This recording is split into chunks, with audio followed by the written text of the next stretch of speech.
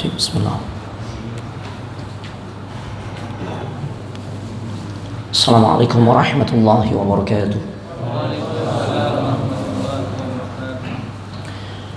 إن الحمد لله نحمده ونستعينه ونستغفره ونعوذ بالله من شرور أنفسنا ومن سيئات أعمالنا. من يهد الله فلا مضل له ومن يضلل فلا هادي له. أشهد أن لا إله إلا الله وحده لا شريك له وأشهد أن محمدا عبده ورسوله لا نبي ولا رسول بعده. اللهم صل وسلم على هذا النبي الكريم وعلى آله وأصحابه أجمعين. يا أيها الذين آمنوا اتقوا الله حق تقاته ولا تموتن إلا وأنتم مسلمون. يا أيها الذين آمنوا اتقوا الله وقولوا قولا سديدا يصلح لكم أعمالكم ويغفر لكم ذنوبكم ومن يطع الله ورسوله فقد فاز فوزا عظيما. فإن أصدق الحديث كتاب الله وخير الهدى هدى محمد صلى الله عليه وآله وسلم وشر الأمور محدثاتها وكل محدثة بدعة وكل بدعة ضلالة وكل ضلالة في النار. أما بعد. أيها الإخوان والأخوات في الله أعزني الله وإياكم. Para ikhwan dan juga akhwat, saudara-saudariku sekalian, jamaah salat maghrib Masjid At-Tauhid, yang mudah-mudahan kita semua selalu dimuliakan, diberikan rahmat dan juga keberkahan dari Allah Subhanahu wa taala. Alhamdulillah, kita sangat bersyukur kepadanya di malam hari ini 19 Rajab 1443 Hijriah yang bertepatan juga dengan tanggal 21 Februari 2022 bi'aunillahi wa taufiqihi, dengan pertolongan dan juga taufik dari Allah Subhanahu wa taala kita bisa dikumpulkan di masjid yang kita cintai ini untuk sama-sama kita duduk di satu majelis yang insya Allah penuh dengan keberkahan, dan kita sangat berharap majelis ini menjadi salah satu sebab Allah akan memudahkan jalan kita untuk masuk ke dalam syurganya Allah Subhanahu wa taala. Dari mana kita bisa yakin seperti itu? Karena Nabi sallallahu alaihi wasallam yang pernah mengatakan, "Man salaka tariqan yaltamisu fihi ilman, sahhalallahu lahu bihi tariqan ilal jannah." Barang siapa yang melangkahkan kaki untuk bisa hadir ke dalam majelis ilmu, maka Allah akan mudahkan jalan orang tersebut untuk masuk ke dalam syurganya Allah Subhanahu wa taala. Ma'asyiral hadirin a'azzani Allah wa iyyakum. Ini merupakan kali pertama ana bisa bermuajahah, bertatap muka dengan jamaah Tanjung Priuk ya, Masya Allah. Dan boleh jadi banyak juga di antara antum yang baru mengenal ana perkenalkan diri, Fakhrul Razi Ibn Muallim Al-Condeti. Dari mana ana berarti? Baik, Masya Allah, kesempatan yang berharga bagi ana secara pribadi untuk bisa berbagi ilmu dengan antum semua. Walaupun sebenarnya di tempat ini udah banyak guru-guru besar nih ya, di antaranya guru kita semua Al-Ustadz Zainuddin Al-Khuzairi hafizahullah ta'ala dan para asatidzah lainnya. Taib, Bapak Ibu jamaah sekalian yang semoga dimuliakan oleh Allah Subhanahu wa taala. Di malam hari ini ana diamanahkan untuk menyampaikan materi kajian mengacu kepada kitab yang ditulis oleh Fadilatul Syekh Muhammad Ibn Saleh Al-Utsaimin, kitab yang berjudul Kitabul Ilm, yaitu satu kitab yang berisikan pembahasan tentang adab-adab bagi para penuntut ilmu. Ini bab yang sangat penting jemaah. Kenapa demikian? Kita yang sering ikut kajian, yang memang alhamdulillah Allah sudah berikan amanah ilmu yang insya Allah mencukupi, tinggal bagaimana kita mampu untuk mengamalkannya. Nah, dari sinilah kita memerlukan satu panduan agar nanti bisa mengamalkan ilmu tersebut dengan tepat, sehingga kemilau dari ilmu tersebut tidak hanya bisa dirasakan oleh diri kita, tapi juga oleh orang lain. Kadangkala kalau seseorang sudah berilmu, maka potensinya besar orang itu terjangkiti di antaranya penyakit sombong, ujub, takabur dan sebagainya. Makanya para ulama jelaskan butuh bagi dirinya untuk mempelajari bab tentang al-adab atau akhlak. Makanya kitab beliau ini adalah kitab yang sangat bagus, dan kita semua juga sudah tidak meragukan lagi bagaimana kapasitas keilmuan Syekh Muhammad Ibn Shalih Al-Utsaimin, seorang ulama besar yang memang karya-karyanya banyak dikaji ya di seluruh dunia, Masya Allah. Bapak Ibu jamaah sekalian, semoga dimuliakan oleh Allah Subhanahu wa taala. Bagi antum yang ingin memiliki kitab aslinya, ya mungkin antum bisa cari di beberapa toko buku ya, Insya Allah ada. Mau yang terbitan Mesir atau terbitan Saudi, fadhal. Ada juga memang dalam edisi bahasa Indonesia, kalau nggak salah terbitan mana? Ya, yang seperti ini ya, Pustaka Ibnu Katsir. Ya, ini ana sangat anjurkan antum memilikinya. Kitab yang insya Allah akan selalu kita kaji di setiap pekan pertama dan juga pekan ketiga di hari Senin malam Selasa. Taib. Bapak Ibu jemaah sekalian yang semoga dimuliakan oleh Allah Subhanahu wa taala. Ilmu itu adalah sesuatu yang sangat penting. Betapa pentingnya ilmu sampai-sampai Nabi kita Muhammad sallallahu alaihi wasallam, beliau setiap hari memohon kepada Allah, berdoa kepada Allah, dan di antara doa yang nggak pernah lepas untuk beliau sampaikan kepada Allah, selalu beliau sampaikan adalah permohonan untuk mendapatkan ilmu. Allahumma inni as'aluka ilman nafi'an. Wahai Allah, aku mohon kepadamu ya Allah ilmu yang manfaat.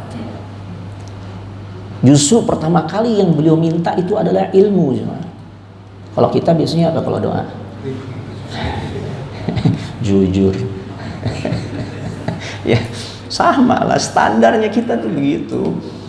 Kalau udah doa kepada Allah nggak lepas dari urusan rezeki. Ya Allah, berikan saya rezeki yang banyak, luas, Masya Allah. Berkahnya kalau ingat aja tuh. Tapi Nabi SAW tidak cuma. Beliau pertama kali meminta adalah ilman nafi'an, ilmu yang manfaat. Baru kemudian rizki, dan sifat permintaannya pun warizqan thayyiban, rizki yang banyak, yang baik, maaf, yang thayyib. Karena belum tentu orang yang diberikan rizki yang banyak itu membawa kebaikan untuk dirinya. Ya. Yang terakhir apa? Permintaan Nabi, wa amalan mutaqabbala, dan aku memohon kepadamu ya Allah agar amalnya itu diterima. Masya Allah. Artinya apa? Rasulullah tidak ujub. Ini manusia yang dijamin masuk surga. Dosa di masa lalu dan yang akan datang pasti diampuni oleh Allah Subhanahu wa taala. Akan tetapi masih resah terkait dengan keadaan amalnya, sampai beliau mengatakan wa amalan mutaqabbala. Apalagi kita, adakah di antara kita yang udah dapat broadcast gitu ya, udah dapat satu kapling di surga gitu? Gak ada kan? Gak ada jemaah. Ya, kecuali Nabi dan para sahabat, mereka adalah golongan yang memang dijamin masuk surga. Tapi ternyata mereka adalah orang-orang yang selalu resah ya tentang bagaimana nasib amalnya, apakah diterima atau tidak. Masya Allah. Begitulah seharusnya kita yang memang tidak ada jaminan sama sekali harus selalu merasa resah, khawatir jikalau amal kita ini nggak diterima oleh Allah Subhanahu wa taala. Ya, Masya Allah. Taib, Bapak Ibu jamaah sekalian semoga dimuliakan oleh Allah Subhanahu wa taala. Ilmu yang manfaat itu seperti apa? Yang pertama di antaranya adalah para ulama jelaskan ilmu yang melahirkan amal. Ilmu yang melahirkan amal. Ya, karena kalau hanya sebatas ilmu itu mengendap di pikirannya, di otaknya, itu belum tentu manfaat.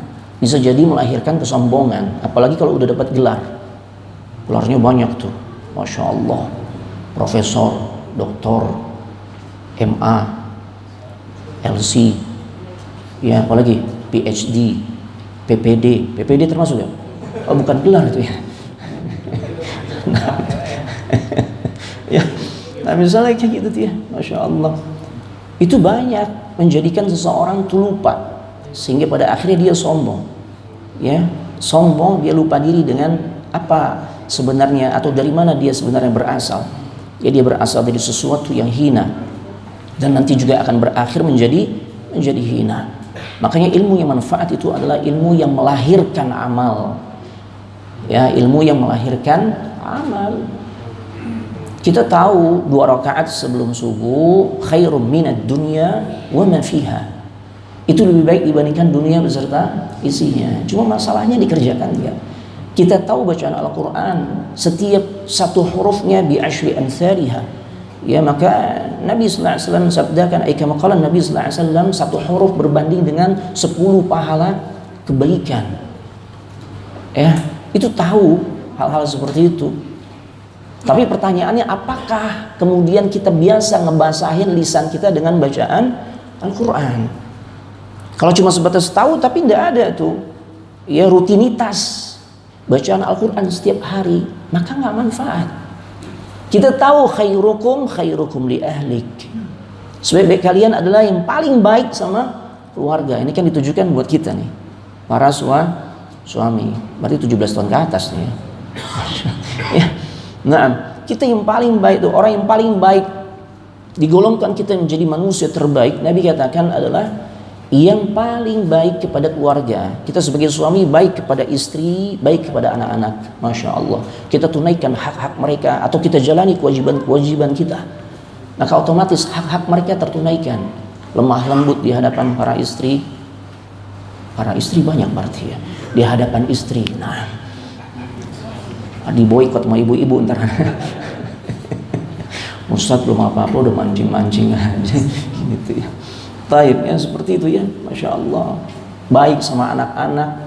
Ini darapannya masuk bab akhlak nih, adab. Masya Allah. Makanya kita minta ilmu yang manfaat, ilmu yang melahirkan amal. Nggak hanya sebatas konsumsi otak. Oh itu udah tahu Ustadz, dari dulu tuh sudah sering dibacain sama para asatidzah. Iya, masalahnya dikerjakan enggak? Ya. Nanti sebentar lagi kita masuk Ramadan, Masya Allah. Bagaimana seharusnya ya kita mencontoh para salafus saleh ketika memasuki Ramadan. Ya, luar biasa hirs mereka, semangatnya di dalam beribadah. Habis-habisan nggak? Habis-habisan. Ternyata pengetahuan kita hanya sebatas di akal atau di otak, tapi di amal kita bisa buktikan nanti fenomena masjid itu ramai hanya di fase 1 pekan pertama. Pekan berikutnya gimana? Kemajuan kah? Maju apanya? Faham. Mudah-mudahan nggak di at-tauhid ya. Nah, jangan di at-tauhid, jangan sampai kosong. Masya Allah, imam kita enak bacaannya, muadzin merdu, Masya Allah. Masjid AC begini nyaman, ya Allah. Ini godaan juga nih, Masya Allah. Ujian berat buat ustadz kalau masjidnya adem. Ya, jangan sampai anak innal hamdalillah antum bismikallahumma amutu wa ahya.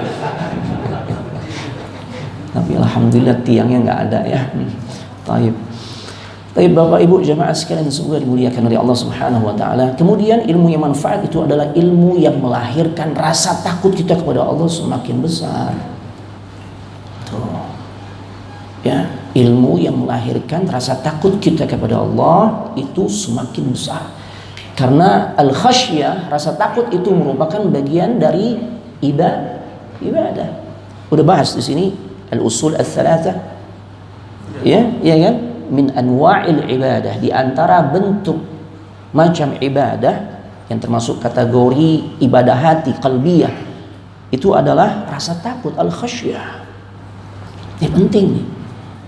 Jangan sampai kita tuh udah tahu banyak tentang hukum-hukum agama karena kita udah rajin ikut kajian, bab fikihnya hadir, bab tauhid apalagi ya, kemudian bab-bab lain yang kita perlu ilmui kita sudah kuasai, tapi ternyata tidak melahirkan rasa takut kita kepada Allah, maka ilmunya nggak manfaat. Ya, anak cuma chattingan doang Ustaz, habis ingat nih masuk grup dulu, grup SD teman lama gitu ya, akhirnya nostalgia. Gitu. Ana juga kasih share-sharean yang artikel-artikel agama, Ustaz. Ya Allah, bukan tugas kita jemaah. Kalau itu lawan jenis, itu fitnah, itu ujian, ya. Atau ada muda-mudi yang ketika dia saling menyukai, tapi belum halal, atas nama segala sesuatu dipakai istilah syar'i, maka dia labeli juga nih, ini pacaran anak pacaran syar'i, Ustaz. Subhanallah. Kayak bagaimana tuh? 2:30 anak bangunin tahajud, bukan tugas ente gitu ya. Masya Allah, ini hal-hal seperti ini ya, rasa takutnya nggak muncul padahal faham nih. Itu pintu-pintu yang nanti akan mengantarkan seseorang kepada perbuatan zina.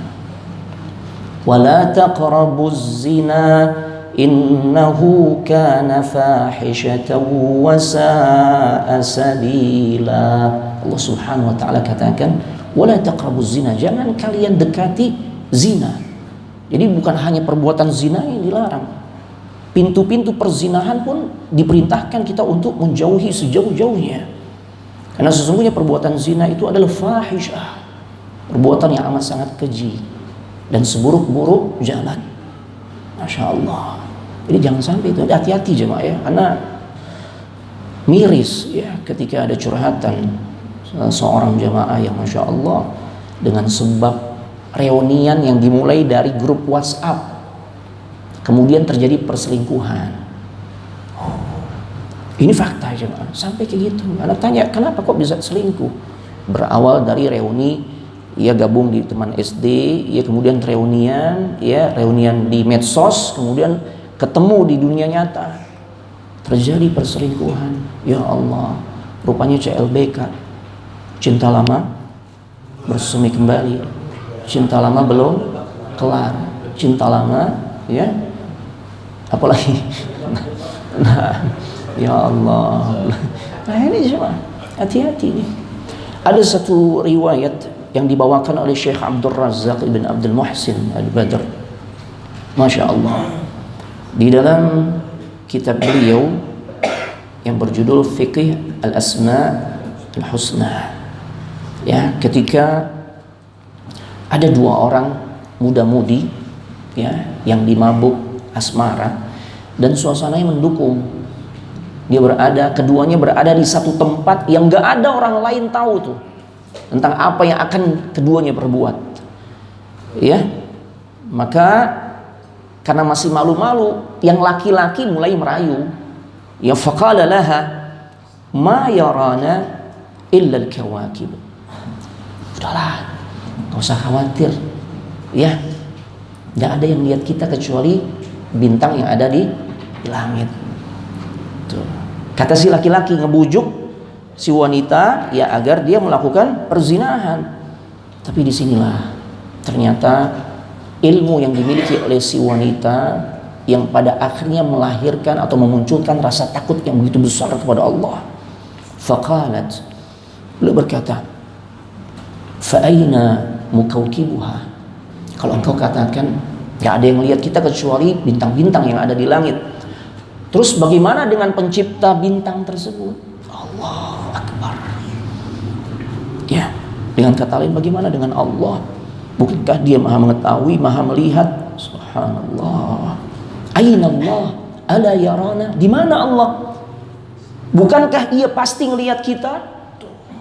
Ini ilmu yang menghadirkan rasa takut, sehingga pada akhirnya ilmu yang manfaat ini yang melahirkan rasa takut mengalahkan kelezatan seseorang untuk melakukan perbuatan dosa. Kita nggak menafikan zina, yang namanya perbuatan zina itu ada unsur lezatnya, makanya orang banyak jatuh kepada perbuatan tersebut. Tapi kan kelezatan yang sesaat. Orang-orang yang diberikan ilmu yang manfaat, yang kemudian melahirkan rasa takut yang begitu besar kepada Allah, yang pada akhirnya rasa takut itu mengalahkan kenikmatan seseorang melakukan perbuatan dosa. Ini yang kita minta sama Allah nih. Ya, mudah-mudahan Allah berikan rasa takut yang lebih besar kepada diri kita di saat kita semakin mendalami tentang ilmu agama, jemaah. Taib. Kita langsung masuk pada bab pertama, fi ta'rifil ilmi wa fadlihi wa hukmi talabihi. Itu tadi muqaddimah aja ya. Baik. Jadi ada 3 pasal yang akan kita bahas pada bab pertama ini, yaitu pertama tentang pengertian ilmu, kemudian kedua keutamaan ilmu wa fadlihi, dan yang ketiga hukum di dalam menuntut ilmu. Kita masuk pada al-faslul awal, ta'riful ilm, pengertian ilmu secara lughatan, secara bahasa. Jadi para ulama kan asyik ya, mereka tuh kalau ngejelasin lengkap secara bahasa, secara istilah, biar pemahaman kita tentang satu konteks ilmu itu ya menjadi menyeluruh. Tidak bisa kita mencukupkan diri dengan pemahaman secara bahasa saja, karena bisa menyimpang. Antum tahu kan makna salat itu apa? Secara bahasa artinya doa. Tapi nggak bisa kita jadikan sandaran ya makna secara bahasa ini untuk memahami tentang amalan salat. Ada orang tuh ya, karena dia memahami salat itu adalah dari sisi makna bahasa. Salat itu intinya adalah doa. Ya. Maka ketika diajak salat, Allahu Akbar, Allahu Akbar, panggilan azan tuh. Bro, udah azan, kita berangkat yuk. Apa dia bilang? Gak usah, anak titip salam aja. Masya Allah, mau ke surga titip salam, subhanallah. Selesai tuh sahabatnya yang tadi ngajak, ya dia udah selesai ngajakan sholat, ketemu lagi tuh masih dalam keadaan sama tuh, di tempat yang sama. Kemudian ditanya, antum kapan sholat? Anak udah sholat kok. Kapan sholatnya? Nabi bilang. Ya, dia bilang, tadi anak udah doa sama Allah. Bukankah sholat itu adalah doa? Ya, dijadikan sandaran makna lughawi, makna bahasa, ya, untuk memahami satu konteks syariat yang maknanya sebenarnya sangat luas. Salah. Atau kadang-kala dia bersandar dengan firman Allah, wa aqimis salata li dzikri, dan dirikanlah salat untuk mengingatku. Makanya ada sebagian kalangan yang memaknai salat itu sebenarnya nggak perlu dengan amalan-amalan zahir, dimulai dari takbir, kemudian baca doa iftitah, fatihah, ruku, sampai ujungnya salam, nggak perlu. Bukankah Allah mengatakan dalam ayat tersebut, dan dirikanlah salat untuk mengingatku. Berarti sing penting eling. Nah, ada tuh yang begitu juga. Ada. Ya, aliran sing penting eling ada. Subhanallah. Ya. Secara bahasa al-ilmu ya naqidul jahli. Antonim atau lawan kata dari kebodohan. Itu kata ilmu secara bahasa ya maknanya adalah ya lawan kata dari kebodohan. Ya. Atau nggak tahu, itu bahasa simpelnya ya. Nah, insyaallah condet sama periuk nggak beda-beda jauh ya. Nah, baik. Jadi secara bahasa makna al-ilmu adalah naqidul jahli, lawan kata dari ya atau antonim dari bodoh, nggak tahu. Ya, tapi bodoh di sini para ulama jabarkan bodoh yang sifatnya biasa ya, al-jahlul basit. Ya, yang memang setiap orang bisa saja dia ya punya sisi kebodohan. Itu. Karena memang Allah Subhanahu wa taala katakan wa ma utitum minal ilmi illa qalila, dan tidaklah aku berikan ilmu melainkan sedikit. Jadi ada orang yang pakar di satu bidang tapi di bidang lain dia nggak tahu. Ada orang yang di bidang agama, hadis, ayat dia faham, al-ahkam, hukum-hukum agama dia faham. Tapi begitu ditanya tentang masalah cara ngedit misalnya potongan video dan sebagainya, nggak bisa dia. Jahil pada sisi itu. Ya. Nah, kebodohan yang seperti ini sesuatu yang wajar. Ya, sesuatu yang wajar. Seorang ustadz dia nggak bisa tuh bikin opor ayam yang enak, wajar. Dari sisi bikin opor yang enak dia jahil, gitu ya. Tapi jahil di sini sifatnya al-basit, jahil yang biasa. Ya, yang biasa. Nah, yang parah ini jika al-jahlu al-murakkab. Ya Allah, jahil kuadrat. Jahilnya kebangetan. Yang bagaimana tuh para ulama jelaskan? Ini orang nggak tahu kalau dirinya tuh bodoh. Justru menganggap dirinya pinter. Akhirnya berbicara tanpa ilmu. Wah, ini yang bahaya. Al-jahlu al-murakkab. Ya. Bodoh kuadrat, jahil kuadrat, murakkab. Ya Allah. Ya, disebut murakkab karena pada orang tersebut ada dua kebodohan sekaligus. Ini penjelasan Syekh Muhammad ibn Shalih Al-Utsaimin juga di dalam syarah Al-Usul Ats-Tsalatsah. Bodoh karena dia tidak mengetahui tentang hakikat sesuatu, dan bodoh karena dia beranggapan dirinya tahu padahal sebenarnya nggak tahu. Banyak kayak yang seperti ini. Viral lagi. Dijadiin rujukan lagi, subhanallah. Trinitas sama Asmaul Husna, subhanallah. Antum tahu Trinitas kan? Ya, bukan bermaksud kita intoleran, enggak. Orang Islam enggak perlu diajarin tentang konsep toleransi. Umat yang paling toleransi dalam sejarah umat manusia siapa? Umat Islam. Ketika berkuasa enggak pernah ada penindasan terhadap umat lain. Tapi tidak sebaliknya. Makanya enggak usah diajarin umat Islam itu bertoleransi atau dikatakan umat yang tidak toleransi. Andai pun terjadi sebagian orang atas nama jihad dia bom sana bom sini, ya itu oknum. Ya, jadi kalau orang lain itu mengatakan atau mengajarkan umat Islam dengan konsep toleransi yang benar, sama aja dia ngajarin ikan berenang. Tak usah diajarkan. Dan ada ajaran yang paling toleran kecuali ajaran yang berasal dari Islam. Ya, Masya Allah. Taib. Coba bayangkan. Kesucian Allah dinodai, ya, dengan mengatakan konsep Trinitas. Trinitas tahu kan? Bahwasanya konsep keyakinan satu agama, ya, yang mengimani Allah itu tiga, ya. Bahwasanya ada Tuhan, Anak, Tuhan Bapa dan Roh Kudus. Dipersamakan dengan Asmaul Husna. Subhanallah. Ini parah. Ya, Masya Allah. Anak sebenarnya nggak mau tahu, cuma karena dikirimin sama jamaah ditanya. Ya, jadi tahu juga si keribo. Gitu. Hati-hati main keribo. Ya Allah. Ya, tadinya nggak pengen tahu, ngapain menyibukkan diri dengan medsos. Karena memang madaratnya sangat banyak. Cuma ketika ditanya kita punya tanggung jawab. Akhirnya ngelihat juga, oh ini dia orangnya. Subhanallah. Al-jahlu al-murakkab. Yaitu bodoh yang sangat-sangat, ya, kuadrat, ya. Wahwa, adapun pengertian lain dari makna al-ilm yaitu idrakus syai' ala ma huwa alaihi idrakan jaziman. Mengetahui dengan pasti sesuatu, ya, sesuai, mengetahui dengan pasti, ya, sesuatu sesuai dengan hakikatnya. Masya Allah. Dia tahu api itu panas, ya sesuai dengan hakikatnya. Dia tahu rukun iman yang wajib kita imani ada 6. Dia tahu bahwasanya rukun Islam, ya, itu ada 5.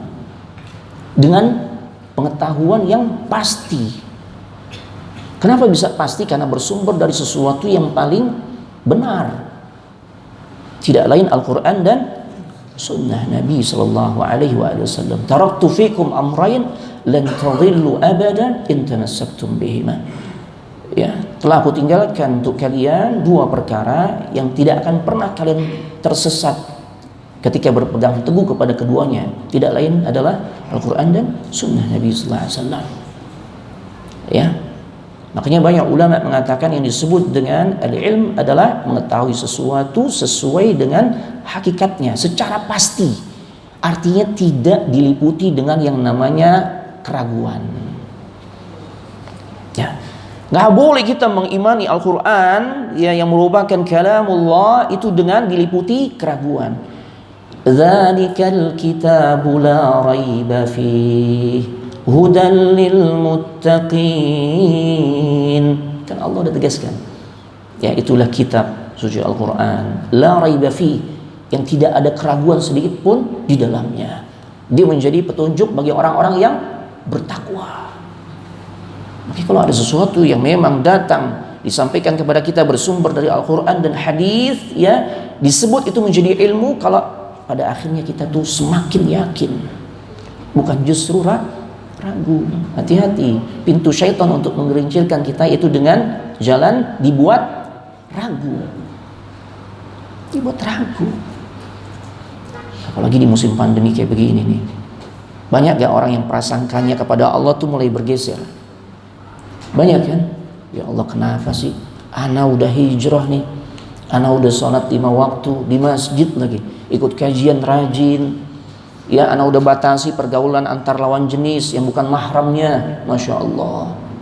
Tapi kenapa nih ana jadi korban PHK? Kenapa usaha ana yang ana rintis 13 tahun atau puluhan tahun jadi berantakan?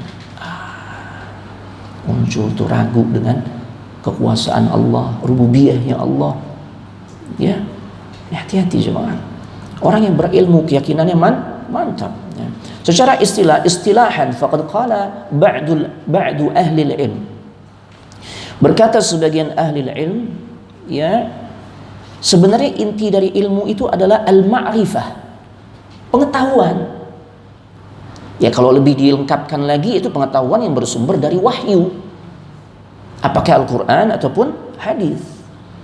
Itu, dan memang para ulama tidak mau menjabarkan secara panjang lebar karena itu akan membuat ngejelimet justru. Makanya di sini dikatakan wa qala akharuna min ahli ilm. Ya, sebagian dari ahlul ilm mengatakan innal ilma awdahu min an yu'arraf. Ya, min an yu'arrafa. Ya.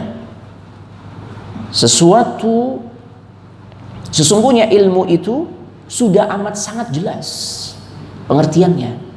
Akan menjadi sulit lagi kalau kemudian diuraikan panjang lebar. Sama ketika orang ditanya, cinta itu apa sih? Al-mahabbah. Tapi kita paham tuh bagaimana cinta gitu ya. Tapi untuk mendefinisikannya, mengartikannya dengan panjang lebar kan sulit ya. Fahami cinta itu ya dengan penjabaran yang sederhana. Makanya terkait dengan ilmu, para ulama katakan itu tadi. Ya, di antaranya dia adalah pengetahuan, tentunya yang bersumber dari Al-Quran dan hadis. Ini jika berbicara terkait dengan ilmu syariat, atau penjabaran lain, ilmu yang bisa memberikan kemanfaatan untuk banyak orang. Ya, itu diantaranya pengertian dari ilmu. Dan juga ya sebagaimana yang beliau sampaikan, ilmu itu adalah idrakus syai' ala ma huwa alaihi idrakan jaziman, mengetahui dengan pasti ya sesuatu sesuai dengan hakikatnya. Masya Allah. Ya. Walladhi ya'nina huwa al-ilmu asy-syar'i. Yang kami maksudkan di sini, yang titik penekanannya itu lebih ya difokuskan, itu adalah tentunya ilmu syar'i, tanpa menafikan atau meniadakan ilmu-ilmu di luar ilmu syar'i, ilmu dunia lah katakanlah gitu ya.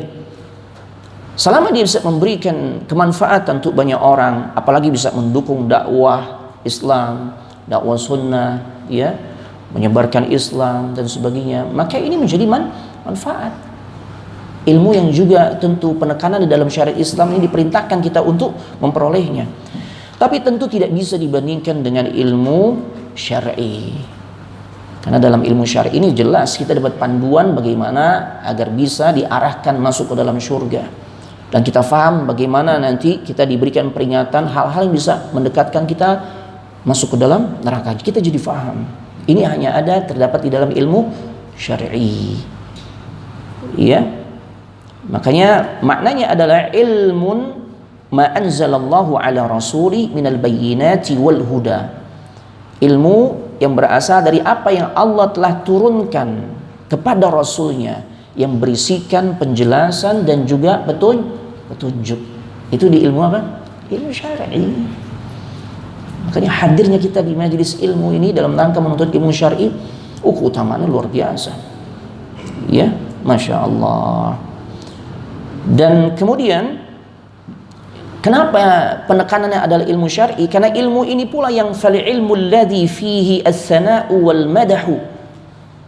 Ya, ilmu inilah yang kemudian di dalamnya kita akan mendapatkan pujian dan sanjungan dari siapa? Allah. Allah yang puji kita. Kalau manusia kita berharap pujian, khawatir kita akan jatuh kepada penyakit riya dan juga sum'ah. Kelar. Gimana? Di sini. Jeda dulu azan. Kemudian lanjut ba'da azan. Sampai ada jedanya. Ada. Nah, lanjutnya berapa menit? 8 menit. Oh, sampai jam 8 kajian kita intinya. Ayo, barakallahu fiikum. Assalamualaikum warahmatullahi wabarakatuh. Fadhal azan dulu.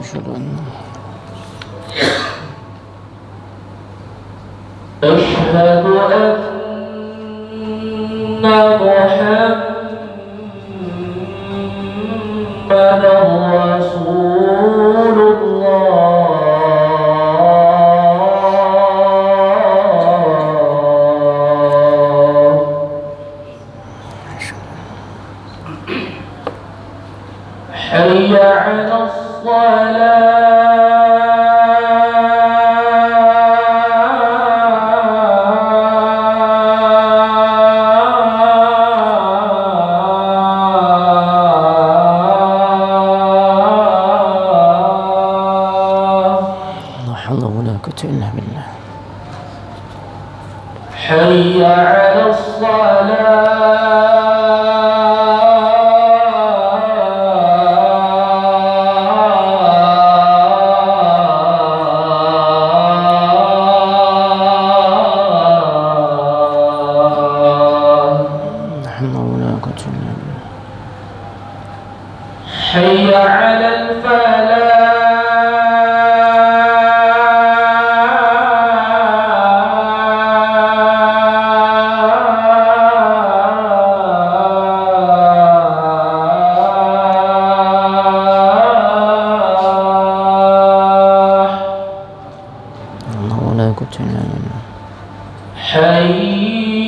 على الفلاح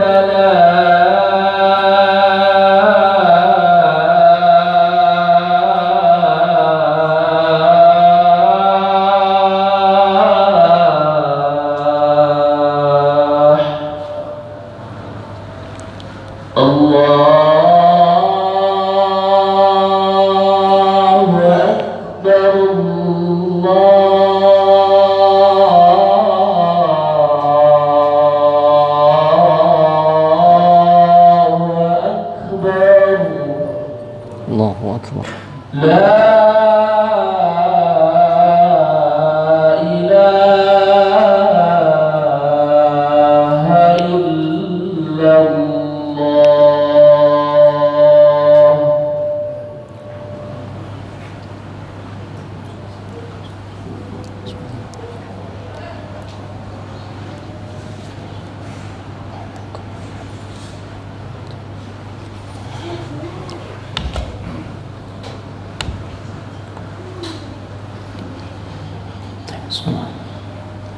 Assalamualaikum warahmatullahi wabarakatuh.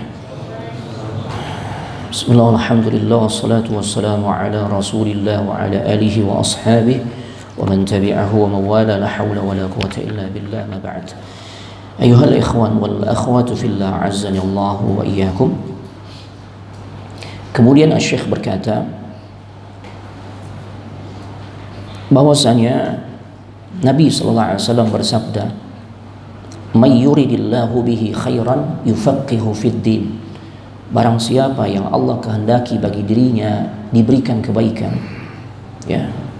Khairan ini bentuknya nakirah. Artinya kebaikan yang Allah berikan itu banyak hal. Kebaikan di dunia secara umum dan juga kebaikan di akhirat. Maka orang ini akan yufaqihu fid din, diberikan pemahaman tentang perkara agamanya. Masya Allah. Berarti ini kaitannya dengan orang yang diberikan ilmu. Ya, tanpa menyepelekan ilmu-ilmu dunia selain ilmu syariat, ya, ilmu syar'i selain ilmu syar'i. Karena memang poin penekanan dalam kitab ini adalah agar kita tuh memiliki panduan yang jelas bagaimana adab untuk meraih ilmu yang kedudukannya di atas ilmu-ilmu lainnya. Tidak lain ilmu itu adalah ilmu syar'i.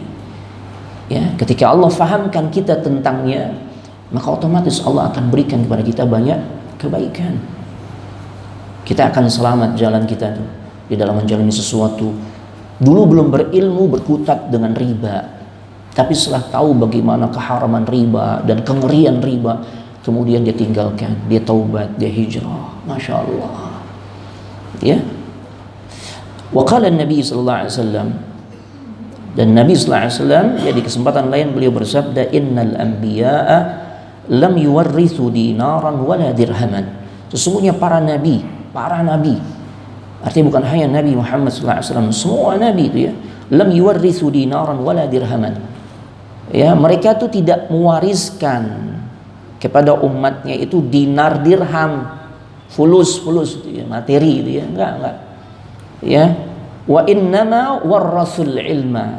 Akan tetapi yang diwariskan oleh para nabi adalah ilmu. Faman akhadhahu akhadha bihadhin wafir. Barang siapa yang memperoleh ilmu tersebut, maka dia memperoleh bagian yang sangat melimpah. Mendapatkan warisan nabi yang sangat melimpah. Siapa yang enggak semangat kalau udah bicara warisan? Semangat kan? Semangat. Cuma memang kalau yang membuat kita semangat itu biasanya nggak lepas dari urusan materi ya. Ya, keluarga meninggal, mungkin orang tuanya Allah takdirkan wafat. Waduh, kapan nih bagi-bagi warisan? Warisan itu memang sesuatu yang diperebutkan oleh banyak orang.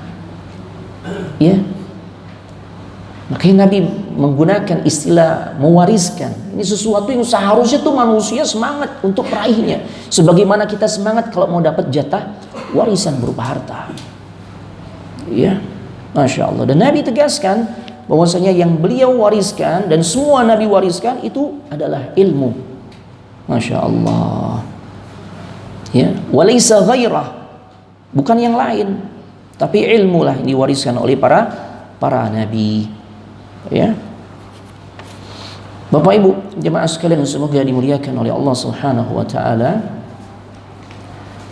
Di sini Syekh juga membawakan kisah yang masyhur ya, bahwasanya ketika Nabi sallallahu alaihi wasallam hina qadimal Madinata, ketika beliau datang ke kota suci Madinah, wajadan nasa yu'abbiruna an-nakhlah. Ya, kebanyakan orang-orang yang kalau di Madinah itu penduduknya kebanyakan profesinya apa? Madinah itu Mekah. Petani apa? Kurma, ya. Mereka tuh bercocok tanam buah korma itu dengan cara ya yu'abbiruna an-nakhla, ay yulaqqihunaha, mengawinkan, penyerbukan, metodenya penyerbukan, disilangkan tuh ya. Taib. Nabi lihat hal tersebut, maka kemudian Nabi katakan ya lima ra'a min ta'bihim kalaman ya'ni annahu la hajata ila hadza fafa'alu. Nabi melihat kalau begini ini kayaknya repot banget nih, melelahkan gitu kan, harus diambil dulu inangnya atau apa istilahnya ya, kemudian digabungin gitu ya, Masya Allah, ini kan repot. Maka Nabi mengusulkan cara yang lain, tinggalkan cara itu, dan para sahabat ngikutin, karena yang ngomong siapa? Nabi. Itulah sahabat, gaya hidupnya sahabat itu, wa qalu sami'na wa ata'na. Kalau udah dengar Nabi bicara ya udah mereka taat ya. Maka wataraku at-talqih, mereka tinggalkan konsep penyerbukan yang sebenarnya udah tahunan mereka jalani. Walakinnan nakhla ya fasada, akan tetapi hasilnya ternyata buruk, gagal panen. Kalau mungkin 1 hektar itu bisa dapat 2 ton gitu, ini paling cuma dapat 1 kuintal. Ini kan gagal panen kan. Akhirnya mereka adukan kepada Nabi sallallahu alaihi wasallam tentang keadaan tersebut. Ya, thumma qala lahum an-nabiy sallallahu alaihi wasallam. Maka Nabi sallallahu alaihi wasallam berkata kepada mereka, antum a'lamu bi syu'uni dunyakum. Ai fi riwayah, di riwayat yang lain, bi umuri dunyakum.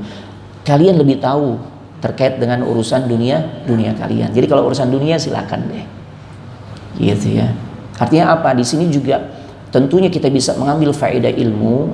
Ya, di luar ilmu syariat, ilmu dunia juga bisa memberikan manfaat. Gitu. Cuma kan karena kita penekanan ini sedang ya mendudukkan posisi bahwasanya ilmu syariat itu mengungguli ilmu-ilmu lainnya. Makanya semangat kita untuk mempelajarinya harus terus dibangkitkan. Karena memang faktanya akhir zaman kecenderungan orang untuk mempelajari ilmu syariat, ilmu agama itu semakin tinggi atau semakin kendor? Kendor. Coba nyerahin anaknya kursus bahasa Inggris bayar 2 juta, semangat gak? Semangat, ntar jadi pinter ya Ustaz, ngomongnya cas-cus, mau kerja gampang nanti gitu ya.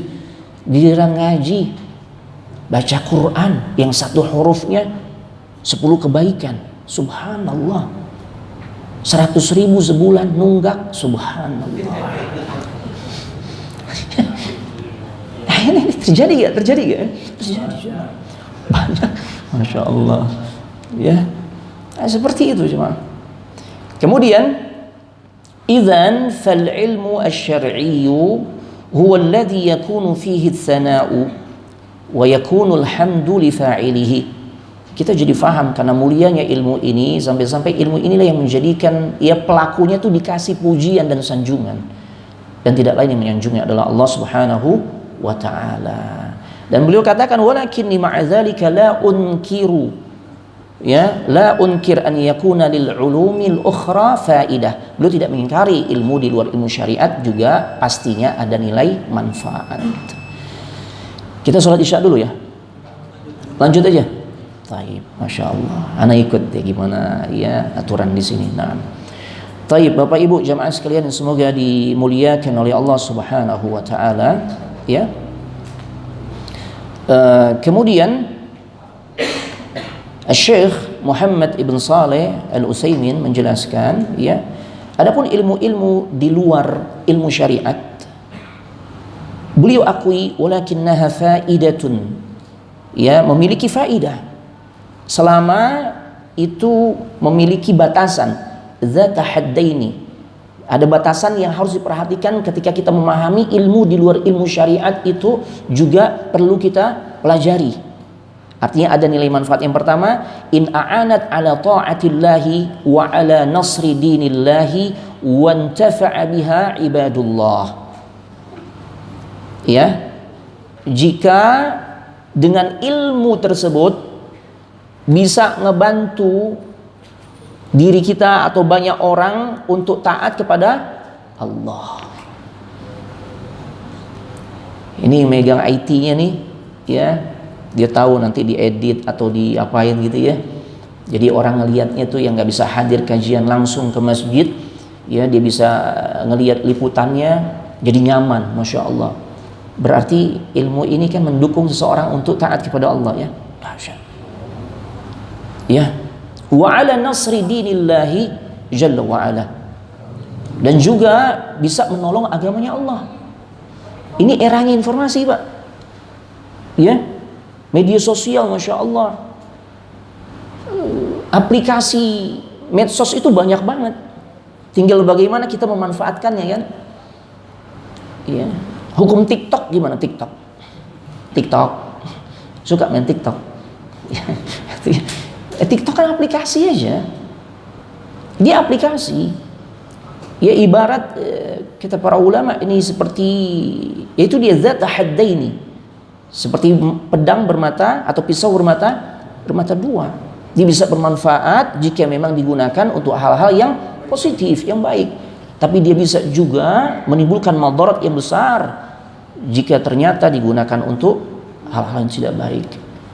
Motong-motong kajian tanpa izin tuh dari ustadz bersangkutan, kemudian dibentur-benturkan, membuat fitnah. Nasallallahu alaihi. Kita doain tuh guru kita seperti Ustadz Khalid, ya kan? Ini kasus apa nih lagi diangkat? Itu kan? Orang-orang yang punya kemampuan mengedit tuh, dipotong tuh, ya Allah, digoreng sedemikian rupa. Tuh, kalau yang seperti ini jelas bukan ilmu yang manfaat, ya. Ilmu yang akan menggelincirkan pelakunya jika tidak bertobat kepada Allah. Dia harus bertanggungjawabkan nanti di hadapan Allah Jalla wa Ala, karena jatuhnya fitnah. Ya Rabb. Taib. Kemudian kita masuk pada pembahasan berikutnya, Al-Fasl Tsani, Fadailul Ilm.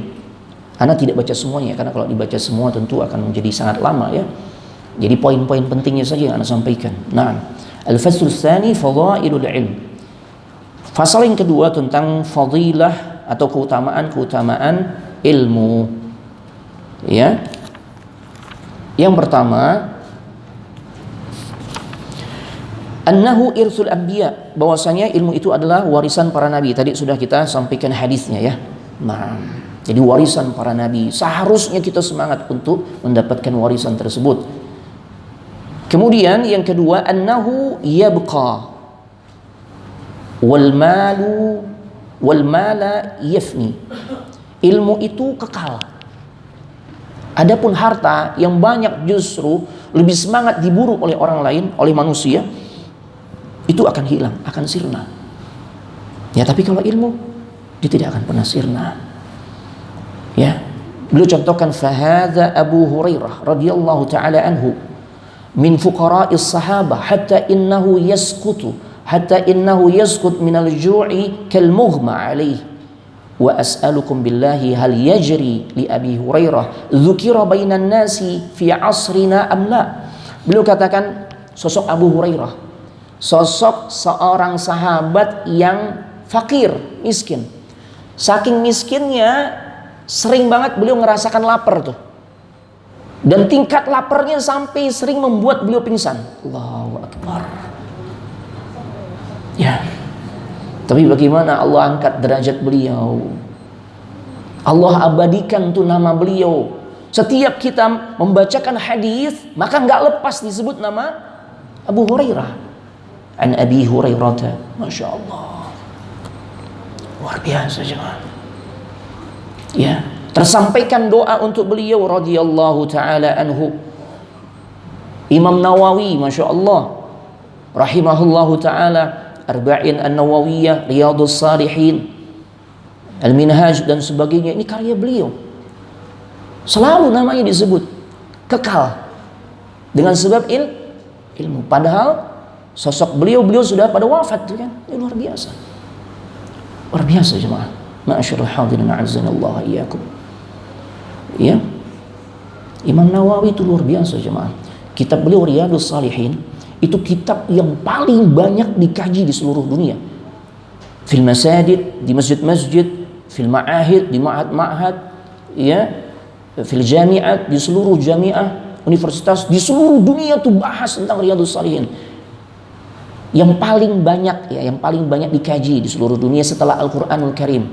Bukan kitab paling sahih, itu kitab paling sahih setelah Al-Quran adalah Sahih Bukhari, ya. Tapi yang paling banyak dikaji, ya, ada ulama yang mengkajinya, yang menelitinya, itu adalah kitab Riyadhus Shalihin. Kekal namanya tuh, padahal udah wafat dan umurnya juga nggak panjang kan? Ada yang tahu umur beliau? 45. 43, sebagian 43, sebagian 45. Ada khilaf dengan para ulama. Ya, taib. Dan Masya Allah, beliau pun belum sempat menikah. Tapi jangan dijadiin dalil, Anda belum nikah berarti bener nih kayak Imam Nawawi gitu. Imam Nawawi bukan karena nggak mau nikah. Tuh, iya nggak sempat nikah karena terlalu disibukkan dalam urusan ilmu, menyampaikan ilmu, menuntut ilmu. Masya Allah, murid-muridnya bersaksi, beliau tuh kalau tidur di atas tumpukan buku, Pak. Allahu Akbar, tidur, bangun, nulis lagi atau murajaah. Subhanallah, berkah. Bahkan kalau kita baca manaqib atau biografinya, sehari beliau bisa 12 majelis ilmu tuh. Kita sehari 3 majelis ilmu aja kayak udah capek banget ya. Iya. Karena coba tuh sehari 3, pernah 4, ya Allah, pulang-pulang udah pegel banget tuh ya. Beliau 12 majelis ilmu cuma. Allahu Akbar. Ya. Dengan sebab ilmu kekal. Yang ketiga, annahu la yata'abu sahibahu fil hirasah. Ya. Bahwasanya dengan ilmu atau ilmu itu tidak membuat lelah pemiliknya di dalam menjaganya. Berbeda kalau kita memiliki banyak harta. Semakin kita memiliki banyak ilmu, maka penjagaan kita terhadap ilmu itu nggak membuat kita lelah, karena justru ilmu itu yang ngejaga kita. Tapi beda dengan harta, yang justru banyak manusia lebih memprioritaskan untuk dia dapatkan. Ya, itu kan butuh, Masya Allah, tempat menyimpan. Ya, nah, ini luar biasa. Makanya Qarun aja kalau kita baca ya dalam sejarah kan, bagaimana beratnya tuh kunci-kunci gudang hartanya. Repot juga, repot. Tapi berbeda kalau kita diberikan ilmu yang banyak oleh Allah Subhanahu wa taala. Kita tidak direpotkan untuk menjaganya, tapi justru ilmu yang menjaga kita. Ya. Coba aja kita dititipin harta. Sekarang lagi musim udah agak lewat sih ya. Yang hobi goes. Kan mahal tuh sepeda ya. Ada sepeda yang di atas 50 juta tuh. Brompton tuh apa gitu ya, Masya Allah. Ya. Itu pusing tuh menjaganya. Iya kan, inceran itu, Masya Allah. Berbeda dengan ilmu jemaah. Kita nggak disebutkan untuk menjaganya. Ya, kadang-kala udah digembok, gemboknya utuh, sepedanya hilang, gitu ya. Subhanallah.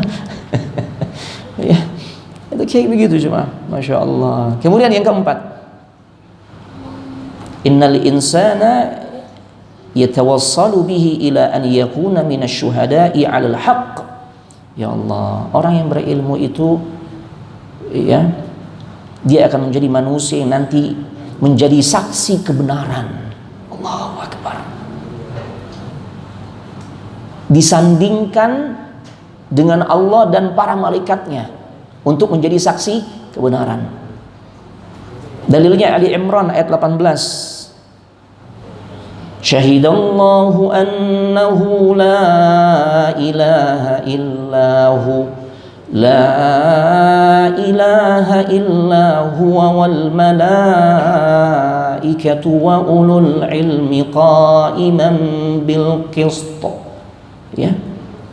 Allah menjadi saksi bahwasanya tiada ilah yang berhak diibadahi kecuali hanyalah Dia. Dan juga selain Allah yang menjadi saksi siapa lagi? Malaikat. Tuh. Kemudian yang ketiga, wa ulul ilmi. Orang-orang yang diberikan karunia ilmu. Orang-orang yang berilmu.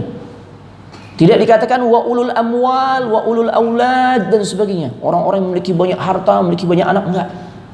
Tapi yang menjadi saksi bersama Allah dan malaikat tentang tauhidullah adalah orang-orang yang berilmu. Ini menunjukkan tentang ketinggian derajat orang-orang yang memiliki ilmu. Masya Allah. Ya, taib. Kemudian yang berikutnya para ulama jelaskan, udah berapa tadi? 4 ya. Paling tidak kita tambahkan lagi. Ahlul ilm dia termasuk salah seorang dari golongan ulul amri yang wajib ditaati. Jadi kalau kita memahami makna ulul amri, ya ayatnya kita semua ya hafal ya, sering kita dengar. An-Nisa ayat 59. Ya ayyuhalladzina amanu athi'ullaha wa athi'ur rasul wa ati'ur rasul wa ulil amri minkum. Wahai orang-orang beriman, taatilah Allah dan taatilah Rasulnya, dan juga ulil amri di antara kalian. Nah, ulil amri ya maknanya ditafsirkan oleh banyak ulama ya, tashmilu wulatul umur minal umara wal hukam wal ulama wa talabatul ilm. Meliputi siapa saja itu disebut dengan ulil amri. Pemimpin, penguasa, kemudian ulama dan para penuntut ilmu. Artinya pengaruhnya luar biasa. Cuma memang dibagi nih wilayahnya, jobnya seperti apa nih pembagiannya. Fa wilayatu ahlil ilm, wilayah atau kewenangan dari para ahlul ilm yang masuk kategori ulil amri, dia fi bayani syariatillah, dalam urusan menjelaskan tentang syariat Allah, tentang hukum-hukum Allah. Tuh tugasnya ya ulil amri yang golongannya itu para ulama dan penuntut ilmu. Ya, wa da'watun nasi ilaiha, dan juga mendakwahkannya. Nah, ini kewenangannya para ulama itu di situ. Wa wilayatul umara fi tanfidhi syariatillah wa ilzamin nasi biha. Adapun wilayah ya ulil amri yang berikutnya, yaitu para pemimpin, para penguasa, itu dalam urusan tanfidh ay tatbiq. Ya, dalam urusan pelaksanaan syariat Allah, tuh membuat kebijakan yang pada akhirnya menjadi sebuah hal yang harus dijalani oleh rakyatnya. Masya Allah. Ya, dan menekankan nanti kepada rakyatnya untuk terus melaksanakan ketetapan tersebut. Jadi ada 2 kewenangan, rapi jadinya. Ya, kita jangan suudzon, ulama pada diem aja gitu ya. Mereka jalani memang karena sesuai dengan kewenangannya dalam urusan menjelaskan tentang hukum-hukum syariat. Adapun yang memutuskan ya di lapangan itu adalah wilayahnya siapa? Pemimpin, penguasa. Gitu jemaah. Ya, Masya Allah. Baik. Masuk yang berikutnya. Yang keberapa? 6 ya. Ahlul ilm adalah orang-orang yang melaksanakan perintah Allah sampai hari kiamat. Mereka adalah orang-orang yang istiqamah, al-qaimuna ala amrillahi ta'ala hatta taqumas sa'ah. Mereka adalah orang yang paling komitmen ya menjaga dan melaksanakan perintah Allah sampai hari kiamat. Masya Allah.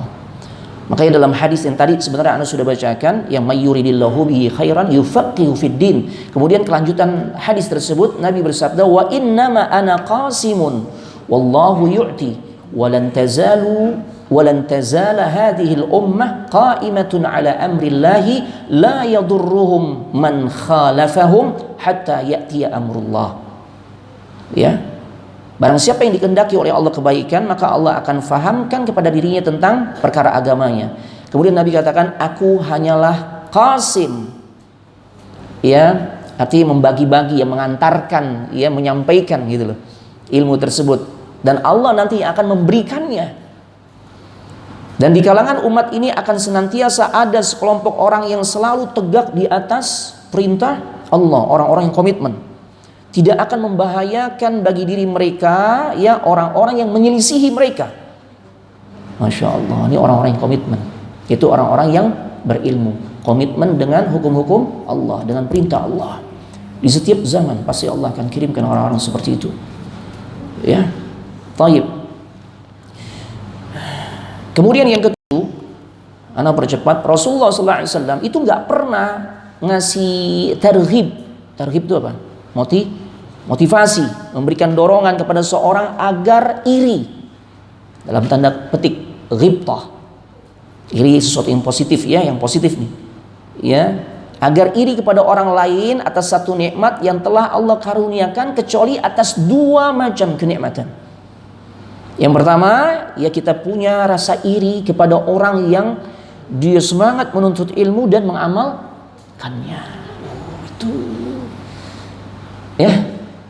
Kalau menyangkut harta gimana, Ustaz? Boleh juga, tapi lihat irinya kepada siapa? Ya, seorang pedagang atau orang yang diberikan titipan harta yang begitu banyak, tapi orang ini ya dengan hartanya dia donasikan untuk memperjuangkan agama Allah.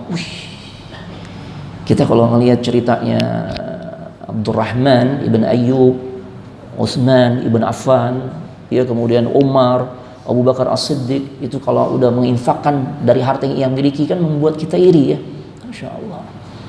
Iya, boleh, paling enggak kan cita-cita, angan-angan. Jangan menghayal aja tuh pelit. Gitu loh. Ada orang, anak ketawa, anak muda memang kalau belum ngaji ya, tapi alhamdulillah belum ngaji ya. Dulu dia katakan, Ustaz, ada gak Ustaz haji backpacker?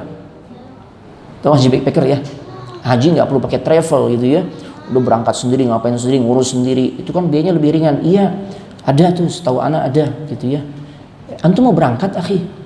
Enggak Ustadz, anak ada keinginan nih pengen ngeberangkatin orang tua backpacker. Subhanallah, Nabi bilang, antum orang tua backpacker, Nabi bilang, jangan, orang tua itu furoda, Nabi bilang, yang paling istimewa antum daftarin sekarang, dia berangkat, beliau berangkat. Antum menghayal aja bakhil, Nabi bilang. Nah, iya, kita kan kalau menghayal tuh, Masya Allah, anak kalau punya uang 2M, anak sodakohkan misalnya 1M, itu kan ya menghayal kan gratis ya. Itu ya, Masya Allah ya. Taib. Jadi niat baik jemaah.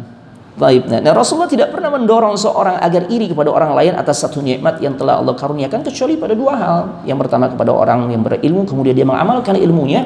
Yang kedua, orang yang diberikan titipan harta yang begitu melimpah, tapi kemudian dia tidak gunakan hanya untuk kesenangan pribadi, tapi dia gunakan untuk memperjuangkan agama Allah.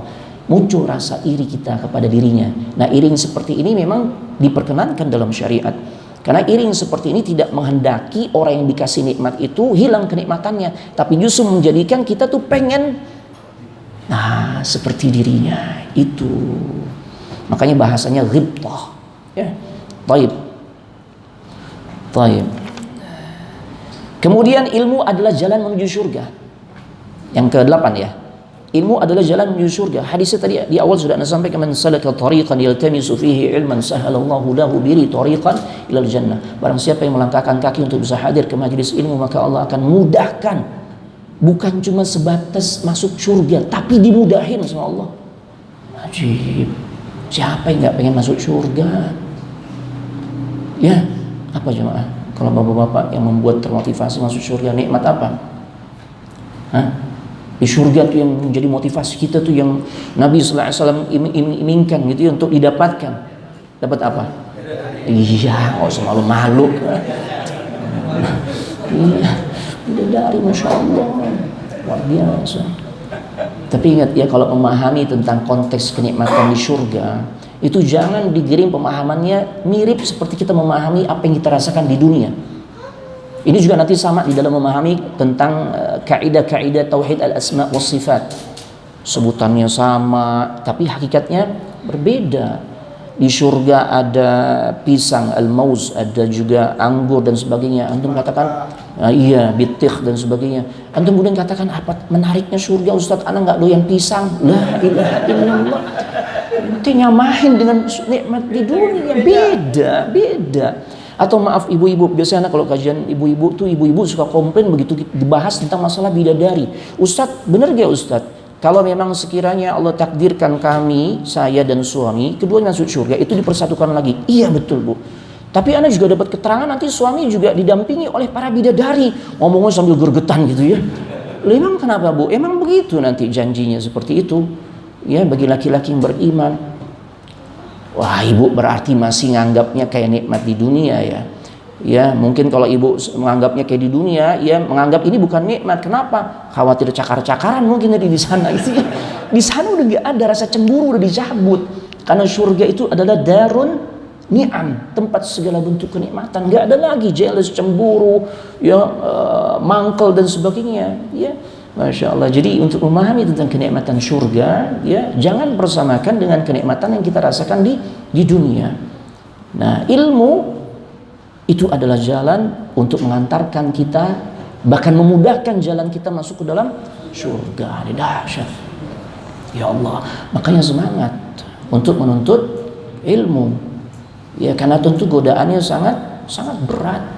Ya, untuk hadir majelis ilmu, apalagi kalau memang konteksnya ini kajian rutin. Kita kan gaya kita ngaji tuh kayak nonton konser. Iya, rame kalau tabligh akbar. Begitu kajian rutin, ya dia lagi.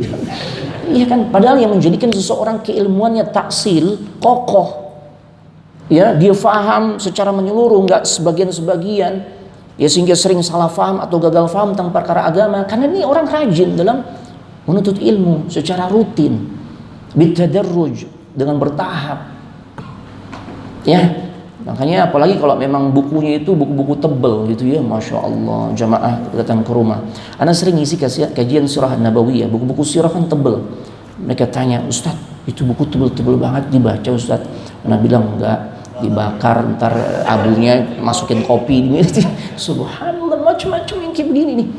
Ya kita harus ya semangat di dalam menuntut ilmu. Kenapa? Karena ilmu atau menuntut ilmu yang kita jalani itu akan mengantarkan kita menuju syurganya Allah Subhanahu wa taala. Karena udah jam 8 ya.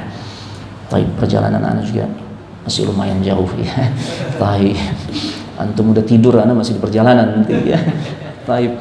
Insyaallah kita ketemu pada pertemuan yang akan datang di pekan pertama insyaallah ya. Insyaallah mudah-mudahan Allah panjangkan umur kita. Ana mohon maaf sekiranya banyak khilaf dan tentu kita mohon ampun kepada Allah. Tutup dengan doa kafaratul majlis. Subhanakallahumma wa bihamdik asyhadu an la ilaha illa anta astaghfiruka wa atubu ilaik. Assalamualaikum warahmatullahi wabarakatuh.